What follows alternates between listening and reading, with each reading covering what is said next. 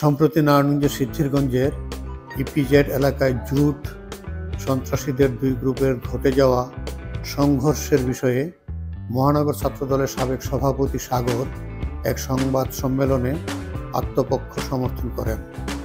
সাগর দাবি করেন, তার কর্মীদের উপর পতিত আওয়ামী লীগের শীর্ষ সন্ত্রাসী মতি বাহিনীর সন্ত্রাসীরা হামলা চালিয়েছে। এতে তাদের কয়েকজন কর্মী গুরুতর যে নারায়ণগঞ্জ মহানগর ছাত্রদলের সহসাংগঠনিক সম্পাদক, সাবেক সহসাংগঠনিক সম্পাদক মোহাম্মদ মোহন এবং সাবেক সহসভাপতি মোহাম্মদ মানিককে আওয়ামী লীগের সন্ত্রাসীরা রামদা চাপাটি দিয়ে কুপিয়ে মারাত্মকভাবে আহত করে ফেলে রাখছে।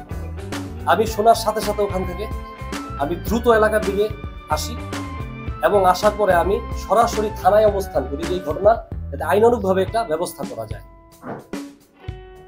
তো পরবর্তীতে এই ঘটনাটা মূলত কিভাবে ঘটলো এবং শুরু হলো এই ব্যাপারটা ক্লিয়ার করা উচিত। আবার আমি যেটা পরিষ্কার করতে চেয়েছি প্রথমেই, যে এই ঘটনা আমাকে জড়ায় বিভিন্ন সংবাদ মাধ্যমে প্রচার করেছে যে সাগরের সাথে অমুকের সংঘর্ষ, সাগরের সহজে সংঘর্ষ। আসলে এটা সম্পূর্ণই ভুল তথ্য। আমি ওখানে উপস্থিতি ছিলাম না এবং যেহেতু উপস্থিত ছিলাম না সেহেতু আমার ফুটেজ আসাতে এটা হাস্যকর ব্যাপার, কোনো ফুটেজ নাই। হ্যাঁ, তো আমি এই বিষয়টা আপনাদেরকে অবগত করলাম যে এখানে আমার কোনো এই ঝামেলার এই সংঘর্ষের আমার কোনো সম্পৃক্ততা নেই। প্রথম এই ব্যাপারটা আমি পরিষ্কার করলাম এবং এই বিষয়টা আপনাদেরকে আরো একটি ব্যাপারে অবগত করি যে এই ঘটনাটার সূত্রপাত কোথা থেকে। যেহেতু আমি ওই এলাকারই সন্তান, ৭ নং ওয়ার্ডের বাসিন্দা, এই এলাকাটার সূত্রপাত হচ্ছে গত 19/2/2025 তারিখে সিদ্ধিরগঞ্জ থানা যুবলীগের সভাপতি সন্ত্রাসী মতি এবং তার সহযোগী সন্ত্রাসী আশরাফ, তাদের অন্যতম সহযোগী তেল আশরাফ, অন্যতম সহযোগী মোহাম্মদ মুন্না, সে জুলাই আগস্টের বৈষম্য বিরোধী হত্যা মামলার আসামি। আপনারা জানেন যে আওয়ামী লীগের এ টিম তারা কেউই কিন্তু এলাকাতে নাই, সবাই পলাতক প্রশাসনের ভয়ে মামলা খেয়ে। কিন্তু আওয়ামী লীগের সি টিম বা ডি টিম আমি বলবো, তারা বিভিন্নভাবে মাস্ক পরে এলাকায় ঘোরাঘুরি করে, আমাদের চোখে পড়ে। তো ওই দিন মুন্নাকে আমাদের ছাত্রদলের মোহন, মানিক, আরিফ ওরা দেখে সিদ্ধিরগঞ্জে। দেখার সাথে সাথে ওরা ওদেরকে ধরে ওরা সিদ্ধিরগঞ্জ থানা পুলিশের কাছে হস্তান্তর করে। ও হচ্ছে ফতুল্লাহ থানা হত্যা মামলার আসামি, বৈষম্য ছাত্র আন্দোলনের এবং সিদ্ধিরগঞ্জের হত্যা মামলার আসামি। যে সাগর এবং ওর ছাত্রদলের ছেলেদেরকে আমরা দেখে নিব কেন? কারণ হচ্ছে এই আশরাফ এবং মতির যতগুলো ব্যবসা বাণিজ্য আছে, বিভিন্ন ব্যবসা বাণিজ্য যেগুলোর নামও হয়তো আমরা জানি না, আপনাদের অবনীত, তারা অবৈধভাবে বিভিন্ন অর্থ অর্জন করেছে আপনারা জানেন।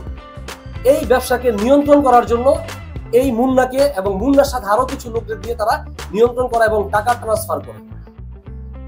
এই মুন্না অ্যারেস্ট হওয়ার পরে তাদের ব্যবসায় আঘাত লাগে, তাদের ইগোতে আঘাত লাগে। ওই দিন থেকেই তারা ষড়যন্ত্র করে যে ছাত্রদলের ছেলেদের উপর তারা আঘাত করবে, বিএনপি নেতাকর্মীদের উপর তারা আঘাত করবে, এমন একটা ঘটনা ঘটাবে যাতে ভবিষ্যতে আওয়ামী লীগের কোন নেতাকর্মী যারা এলাকাতে আছে বর্তমানে তাদের দিকে কেউ চোখ তুলে তাকানোর সাহস পায়। আওয়ামী লীগ সন্ত্রাসী তাদেরকে অতর্কিতভাবে হামলা করে তাদের হাতে চাপাতি, রামদা চাইনিজ কুড়াল দিয়ে তাদেরকে হত্যার উদ্দেশ্যে তাদের মাথায়, আপনি দেখবেন হাতে কিছু নাই, কোনো কোপ নাই, তাদের মাথায় আঘাত করে। এই ছবিগুলা গণমাধ্যমে গিয়েছে, আমার কাছেও ছবিগুলো আছে। পুরান থানার সামনে ওরা জড়ো হয় এবং ৬ নম্বর ওয়ার্ডের আওয়ামী লীগের যত লোকজন আছে সবাইকে একত্রিত করে এবং ওইখানে বলতে থাকে যে এখন আজকে সাগর সহ এবং ওই বিএনপি নেতাকর্মীর যে বাড়িঘর আছে সব বাড়িঘর ভাঙচুর করবো, বোঝাবো, আমরা শক্তি জানান দিব যে আওয়ামী লীগ আমরা কিন্তু এখন আছি।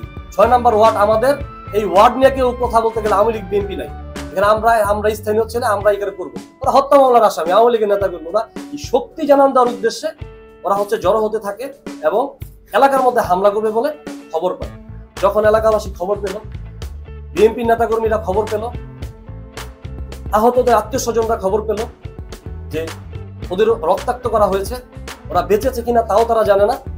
বিক্ষুব্ধ এলাকাবাসী, এলাকার লোকজন, আহতদের আত্মীয় স্বজন এবং বিএনপি নেতাকর্মীদের, ছাত্রদলের নেতাকর্মীদের উপর আঘাত করেছে দেখে আপনার সমস্ত লোকজন মিলে, এলাকার লোকজন, বাসীদের সবাই এই আওয়ামী লীগ সন্ত্রাসীদেরকে পতিত করার জন্য আগে যায়। আগে গেলে এই আওয়ামী লীগের সন্ত্রাসী তাদেরকে ইট পাটকেল নিক্ষেপ করে এবং আওয়ামী লীগ সন্ত্রাসীদের সামনে থাকা যতগুলা গাড়ি ছিল র্যান্ডমলি তারা এই গাড়ি রাস্তায় পোড়ায় দেয় এবং রাস্তায় একটা মেসাকার অবস্থা তৈরি করে। যেটা এই গুলি করার ছবিটাও আমি দেখেছি। আমি আপনাকে এবং আপনাদের সবাইকে ক্লিয়ার করি, বিএনপি এবং ছাত্রদল অস্ত্রের রাজনীতি বিশ্বাস করে না। এই যে ছেলেটা, তার নাম সোহাগ বলে আমি জানতে পেরেছি, সে বিএনপির কোনো রাজনীতির সাথে জড়িত না, সে বিএনপির কেউ না। তাকে তৃতীয় পক্ষ এই ঘটনার সাথে সম্পৃক্ত করে বিএনপির উপর দোষ চাপানোর একটা প্রবণতা এখানে আমি দেখেছি। প্রকৃতপক্ষে সে বিএনপির রাজনীতির সাথে জড়িত না এবং বিএনপির কোনো ওয়ার্ড, অঙ্গ, সহযোগী সংগঠন এবং কোথাও কোনো পদে সে নেই।